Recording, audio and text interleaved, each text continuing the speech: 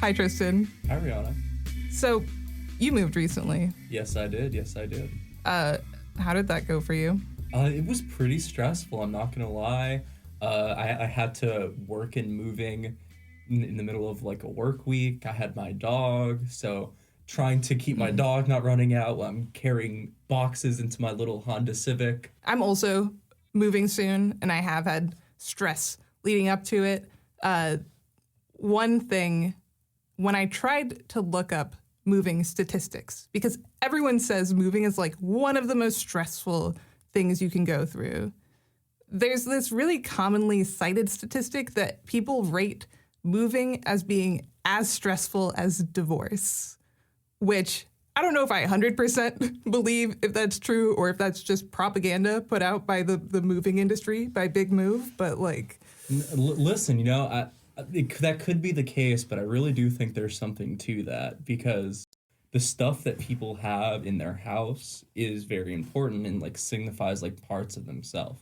So when you're undergoing something like moving where every item you bring, if you have a moving company or if whether you're just having to do trips back and forth yourself, that's additional money you need to move. So it often requires like you making decisions about what things you remove and what things you keep. So it's in a way divorcing previous parts of yourself and then deciding what you're going to be moving forward with yourself. Yeah, it's about breaking up with your old place and starting a relationship with your new place. Absolutely, absolutely.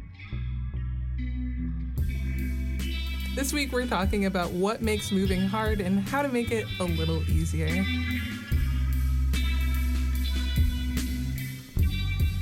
Have you ever heard of something called decision fatigue?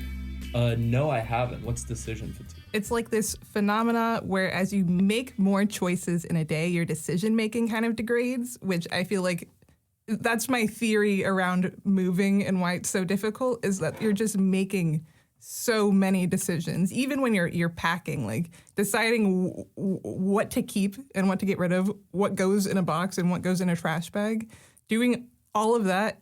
And on top of that, having to work and make really big decisions at work.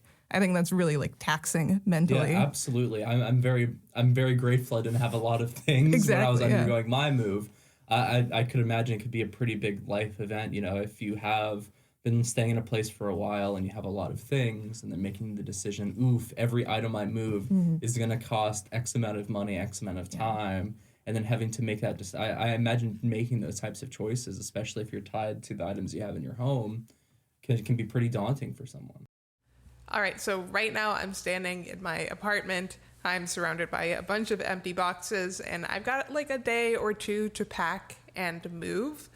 So I have got to make a lot of decisions very quickly.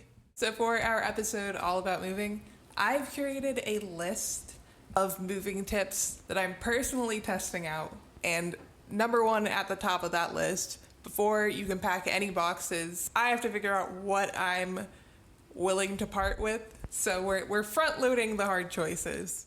One thing that's like a big problem when you're moving is finding stuff that you didn't know you own and having to get rid of those things. So you really don't want to move with stuff that's kind of useless to you. As you're getting ready to move now, have you come across anything that you didn't remember having? I threw away like bags of clothing. That's my problem.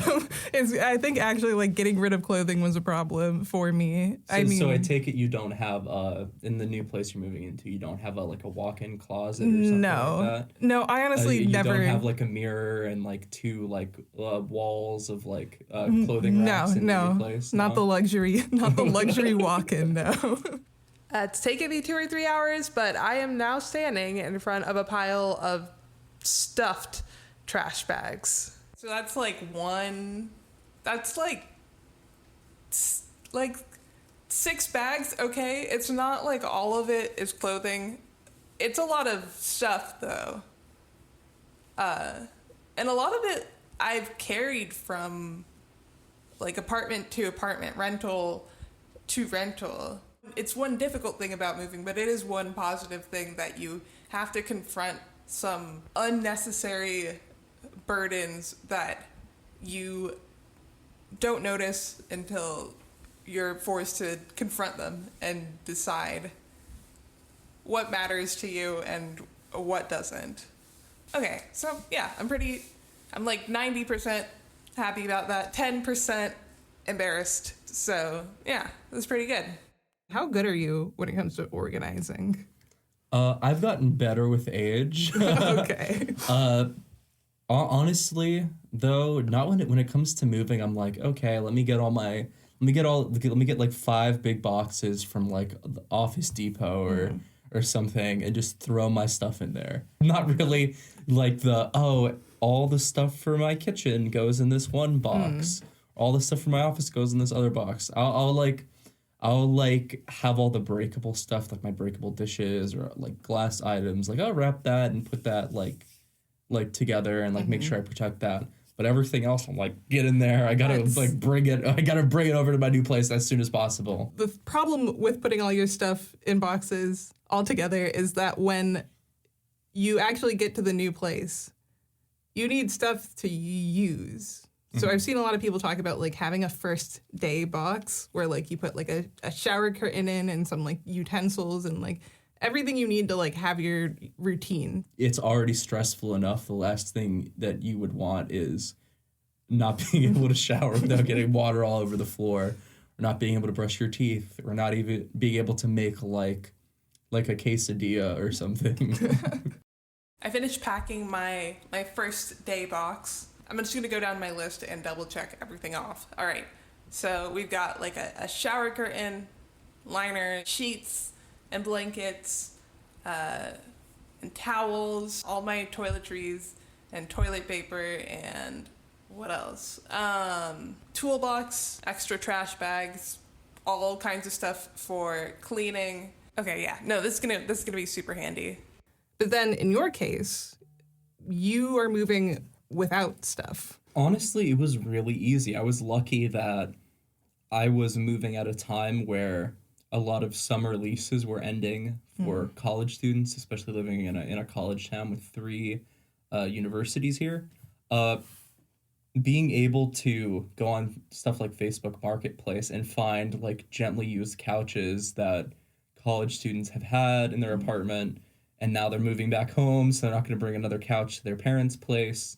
Being able to get lightly used furniture for such an affordable price, just basically a price that's pretty negligible. Like I got a decent couch for about $50. $50? $50, and like that type of couch would retail at like $500. So wow. I got all my stuff about 2-3 weeks ago. So yeah. So the end of July, near the start of August, when everyone's moving, exactly. That's a big tip for Tallahassee. So absolutely, if you're not just Tallahassee, if you're in a college town anywhere, find out around the dates when the spring semester ends and people are moving for the summer, because a lot of people pre-move out before the summer because they're not going to be there, and then right at the end of when those summer leases end and people are looking, college students specifically are looking to move. All right.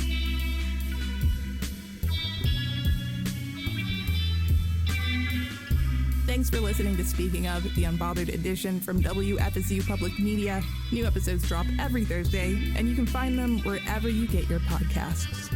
Speaking Of is produced with support from PRX and is made possible in part by a grant from the John S. and James L. Knight Foundation.